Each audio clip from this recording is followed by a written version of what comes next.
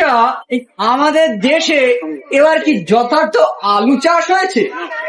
I mean real আলু। আর্য ভট্টু cinema আলু দেখেছো? চিতু দুটুকো মানুষ বৃষ্টি উঠে দাঁড়াবে, বলবে ড্যাডি ড্যাডি ড্যাডি আমি খাবো আমি খাবো, আমায় ডাক দে খোকা আমার খোকা।